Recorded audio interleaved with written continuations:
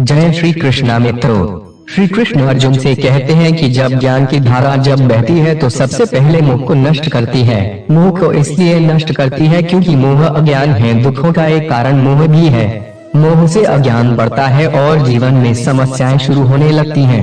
महाभारत में धृतराष्ट्र को दुर्योधन से इतना मोह था कि वह अपने पुत्र को गलत काम करने से भी रोक नहीं सके। धृतराष्ट्र को पुत्र मोह की वजह से धर्म अधर्म ज्ञान ही नहीं रहा था। अंत में सब कुछ बर्बाद हो गया।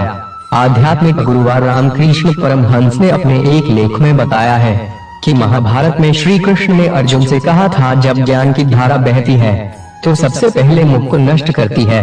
मोह को इसलिए नष्ट करती है क्योंकि मोह अज्ञान है। यूनान का सम्राट सिकंदर पूरी दुनिया का जीत लेना चाहता था।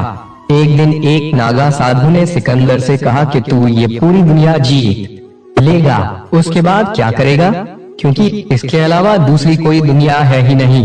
इतना कहकर संत जोर जोर से हंसने लगा। संत की बातें सुनकर सिकंदर निराश हो गया था। सिकंदर ने संत से कहा कि आप मुझ हंसिए मत, ये बात सच ही है, लेकिन मैंने आज तक ये बात सोची ही नहीं थी। सिकंदर ने अभी दुनिया जीती नहीं थी, लेकिन जीतने के विचार से ही वह निराश हो गया था, क्योंकि दुनिया जीतने के बाद कोई और मोह नहीं बचेगा।